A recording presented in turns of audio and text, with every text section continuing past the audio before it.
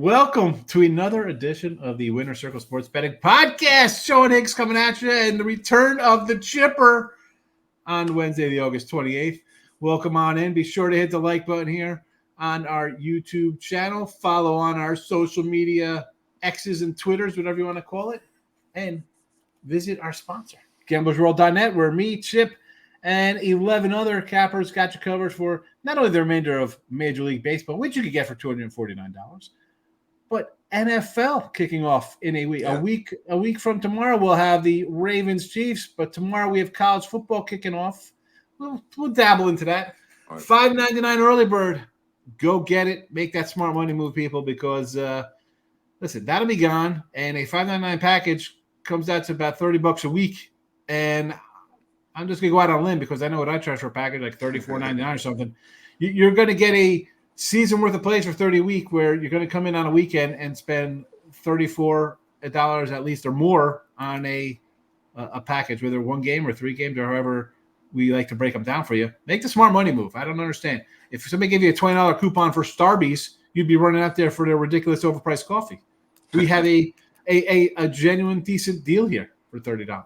So get on board today with that. Chip, welcome back. Good to see you. We won't delve into a bunch of with Gone, but we're glad you're back. It's up to you if you want to. But listen, we got baseball. We'll talk about two games today. The bar, I've set the bar kind of high for your return because last week we had a nice little week, 7-2. This week, 3-0 to start. So we are on our way to a nice little week here. We got some college football we could talk about for tomorrow. But how have you been doing? Well, I've been away for a couple of days, of course, and it was kind of patchy.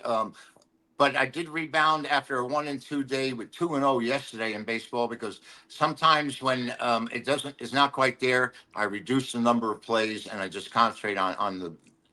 My focal point becomes on the stronger units, and it worked out. So I'm always pleased when you bounce back after struggling going 1-2 and 1-2. So we're doing good. I mean, in football, we went 4-1 with our megabuck plays during the preseason. I did get beat with Pittsburgh on my first time in 7 years for the game of the year, jumping out to a 14-0 lead. But that goes to the Crier's corner, and there's nothing we can do about that now. But like I said, the megabucks still 4-1 in the preseason. I'll take that anytime. I was with you on the Steelers too. You figure you got two guys battling for a spot, and you just kind of mail it in. Ridiculous. I'm not expecting that.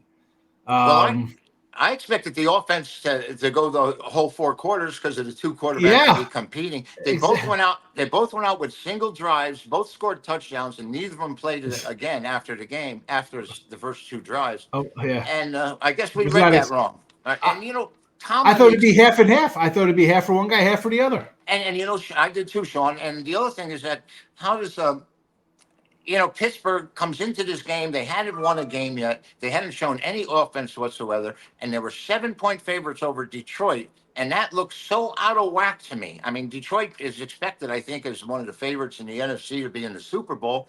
And here they are at home getting 7 points from a team that hadn't won yet. To me, it just didn't make any sense whatsoever.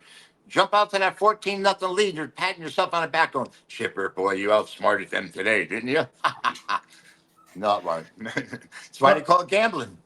And again, I think the 7 was baked into you think you're having two NFL starting quarterbacks against the Detroit team who, let's be honest, they are a Super Bowl contender. Why are they playing? They got nothing to live. I didn't think they'd show anybody, Sean. I didn't think anybody would get out there. And especially you look at it now where they cut Sudfeld and give the backup job to Hooker there. You're figuring, we don't want something happen to this guy. Let's just run a backup situation. And hey, listen, that's why it's gambling, people. If we had a Grace Balt's Almanac and this was Marty McFly, we'd be running Bish Pleasure Palace instead of the Plaza Hotel down in Fremont Street, right? It would be. I wish I had one of those books for the horse races. I'll tell you that. Catch some odds.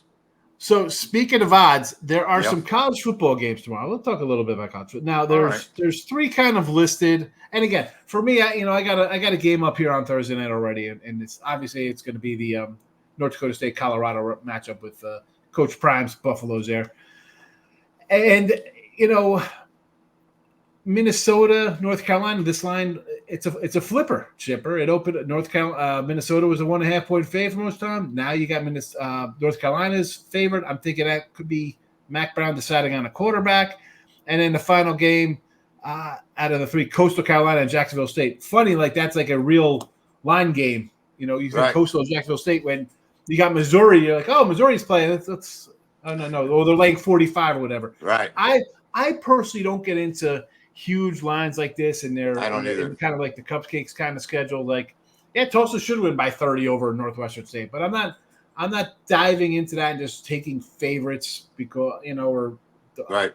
I'll stick to the list of kind of stuff. I know people like to be like, well, let's Oklahoma's laying 45, or I don't even know. They're playing Temple, I think, but just random big favorites. People want to throw 5, 6, 7 teams into a $10 money line parlay for $110. So I can't do that. That's these big favorites. As a matter of fact, for college football, for the most part, I don't come up with any big plays for 2-3 weeks. Usually, it takes me a little bit longer to read and see what's going on.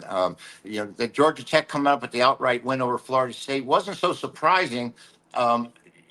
Because Georgia Tech has really been coming on strong with their running game. Of course, we know they had that for years. And Florida State, we saw the way they got annihilated in a bowl game against Georgia. Now, granted, they were depleted and they didn't have anybody there. But still, that's sort of like it's a mindset. When you get beat like that, it has to shake you to the core, I believe, anyway. I said before about Florida State, a lot of hype on them. You got a quarterback. Oh, he's really good. Oh, I don't like him. He's on his third team in 3 years for a reason, folks. They pulled him out of a championship. I'm not a fan at all. I'm just saying, if you're that good, you're not on 3 teams in 3 years. Yeah. Speaking of football, the $5.99 early bird is up. Yep. Yes, tomorrow. Me, you, and Doug. You have Florida Atlantic. Looking forward to that for tomorrow. That's who you got for tomorrow. Right. I'll be Temple, Oklahoma. I mentioned that. TCU, Stanford. Now again, it's a big. I got a big spread kind of game, but it is what it is. We'll tack. I have no idea why I get myself that game. But right, that TCU Stanford's a national game. I mean, that's a good game. Yeah, it's just that Stanford hasn't been there. It is. Again, we have rando Friday games. I can only you try to find something good to pick up, but we'll cover some college football tomorrow. Maybe we'll touch on some other football games as well. Football Friday live, 1 p.m. Eastern, folks. You don't miss the live show on Friday. Mark Lawrence was here last week. You've already had Victor King on. Victor's a good guy. Good show. I mean, listen, I was saying to them and to you and Russ back in the day, I said, you see people on TV and in books, it's like, wow, look at this guy. It feels like you're with like famous people. I think people forget that you were like on off air. We're talking about, the show back in the day on Proline with you guys, so that's always good stuff. But let's we'll pivot here to some Major League Baseball. Cool. And you got the Astros and the Phillies, Arrighetti and Walker. And, Arrighetti started really terrible, and you're like, wow, this Houston team's in trouble. Here they come, like a team that's been in 6 ALCSs and maybe a World Series trip here or there. Somehow right the boat, get hot. Seattle forgets to hit. They're sitting pretty in the West. Phillies been a under 500 team of late. They're kind of sputtering along, and I'm going back into July, not like a 2-game span here with them. Yeah. I expect that out of teams, right? We say this all the time, whether it's the Yankees or Dodgers, Padres, Arizona teams go on crazy runs. You get a little lull in between. I mean, I believe the Oakland A's have like the best record since the All-Star break or something like this. And really, the Tigers had the most wins since August the 10th. Like, just weird things happen over the course of 162 games of baseball. You got the Phillies. This is basically a pick 'em. It's 110 both ways here. I'm not a big Taijuan Walker fan. The total is 10. What are your thoughts here? I mean, in this game, this is again, we do the games, folks, and if you're asking like, "Hi, these kind of matchups," I try to find first place, second place teams that are battling, bring some eyes in. We could always go bigger kind of spreads, but I think in a good matchup like this, it's a tight line for a reason. I've got a couple first place teams here. Phillies, decent sized lead over the Mets here in the East. Are they good? Are they? I don't know. Tell me, Taijuan Walker. What's the word on this guy? Let's start with Walker. I mean, this is 16 and 12 years. He's one of these journeymans that just seems to no matter where he goes, he doesn't quite fit in. So it appears there's a few guys like this, and he's one of them. last year he won 15 games for this team for Yeah. Philadelphia, and he's 3-5 with an ERA of over 6 right now. And Philadelphia is 24 games over 500, 21 games over 500 at home. And for this game to be a pick 'em for them at home is kind of surprising to me. Houston's, like you said, is only 8 games over 500, but they're still a playoff savvy team, and it's a long season in baseball, and they're certainly doing what they can, making a little push. We got 5.5 weeks left, and Houston's not out of it by a long shot. Spencer, I mean, Arrighetti. Arrighetti, 6-11 with an ERA close to 10, 9.94. His problem in the short work he's done, he's given up 17 home runs. And, Walker's 5-5 lifetime against Houston, but he's beaten them his last 4 decisions. And I was thinking about going with Walker in this game and going with Philadelphia. But Sean, when you told me that the total was 10, I started thinking about it. And I also started thinking about the line with Houston being a small favorite at Philadelphia. And that doesn't sit well with me because here's Philadelphia with the best record in the National League, and they're 24 games over 500. And now they're not even favored at home. So I wasn't too happy about that. They've beaten Houston 4 of the last 5 times they played them. But I lost my internet. That's what Chip says right now. He's back. There you go. He's back. See that? I didn't move. I did that without moving. And anyway, 9 of the last 10 games they've played have gone under the total between Houston and Philadelphia with 1 push. So they haven't gone over yet. With this number being 10, I think they're trying to invite me to play it under. With these 2 pitchers who ERA is close to 10, I just hope they let them stay in long enough to score enough runs. I'm going to play this game over the total because I think that the number's very high for teams that they're 0-9-1 to the total, to the over. So I'm going to play this game over the total. Over the 10, official Chipper play. We're going to keep our undefeated streak going, 3-0 for the week. Oh, you're not trying to put pressure on me, are you? No, well, okay. Listen. So yesterday I'm like, hey, we're going to go over Arizona was my play. I'm thinking they're going to hit Minaya. I get a pitching change for Arizona. It still goes over, but it's Minaya and the Mets who dropped the 8th spot, and not Arizona putting up the run. So as long as it gets there, it gets there. We'll take it. Arrighetti, believe it or not. So this is his first season, right? Rookie, 6-11. Yes. Look at the number. 6-11, a 4.94 ERA, not great. He's pitched pretty good of late, though, Chip. I mean, his August numbers are pretty solid, not too bad. I mean, he dropped his ERA a full run, basically, almost, about 0.8 or whatever. He hasn't been pitching bad. But again, for me, I don't hate the over because the road splits are bad. Taijuan Walker's been terrible. I mean, this guy comes in, he's going to go 5 innings and give up, a minimum 3 or 4 runs. So you're good for between the 2 of them, as good as Arrighetti's a pitcher, it's going to be 3-3 in the 4th or 5th inning, or 4-4.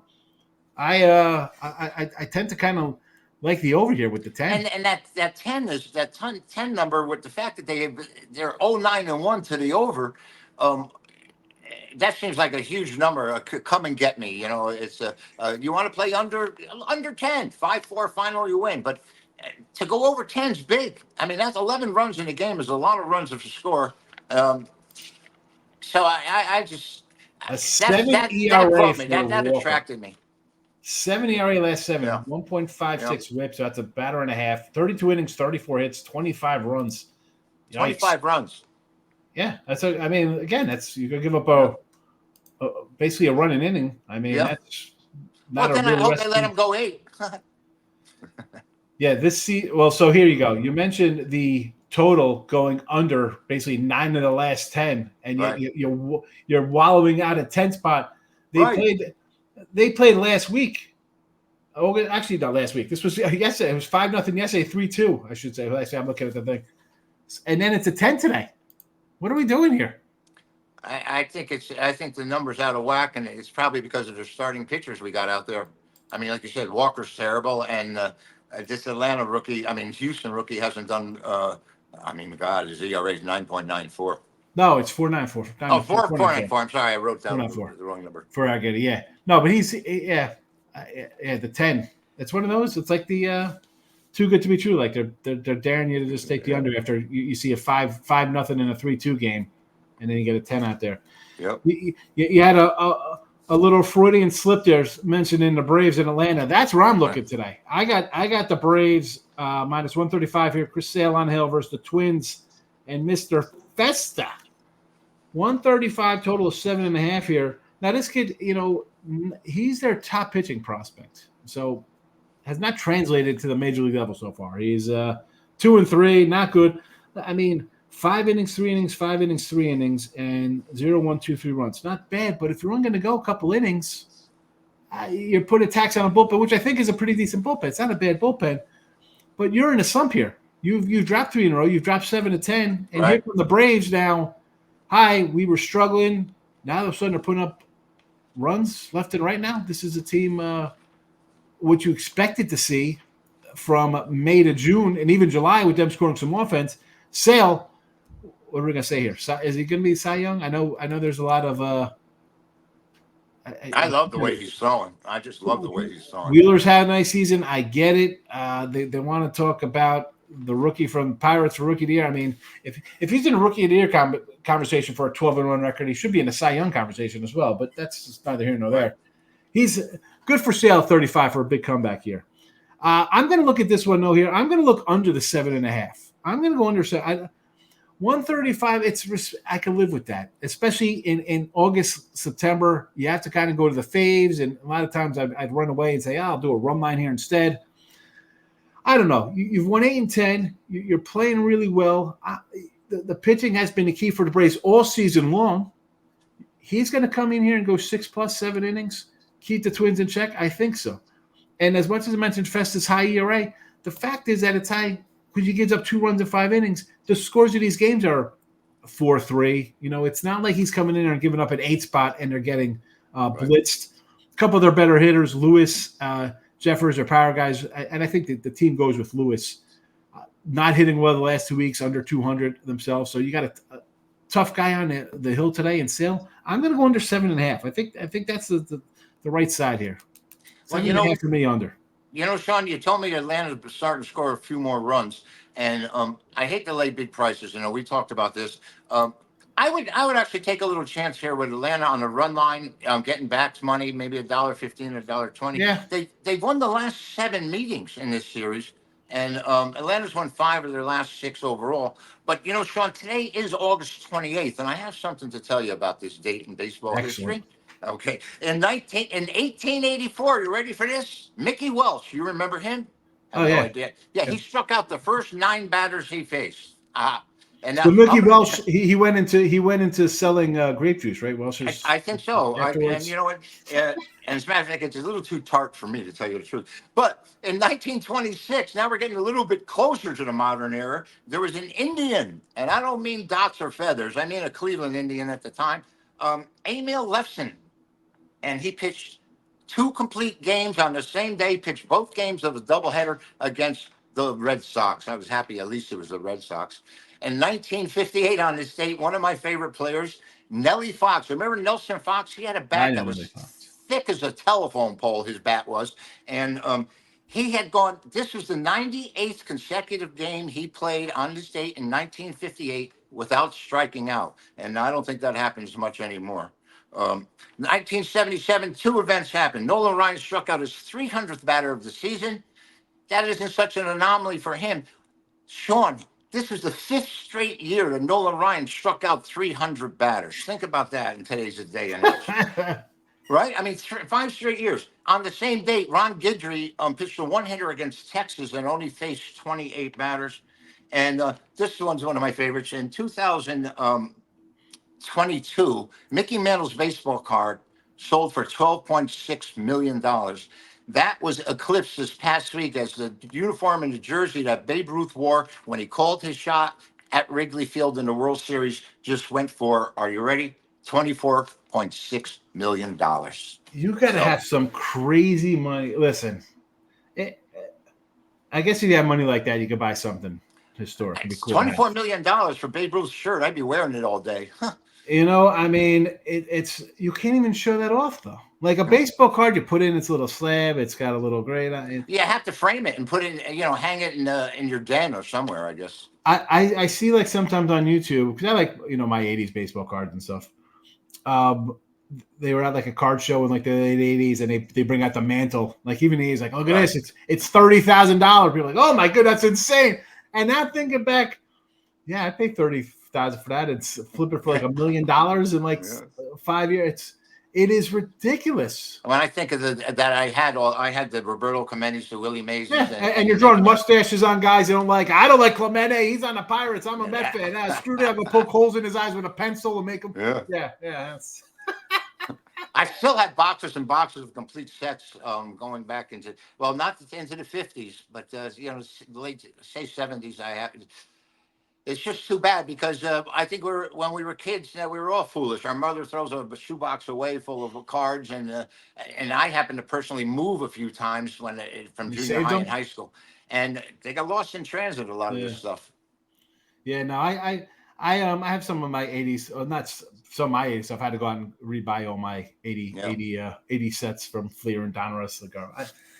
I can't get in. It's the same. I don't know. That's a whole different show. We'll talk about Upper Deck ruined the whole thing. I mean, if they know about the scandal.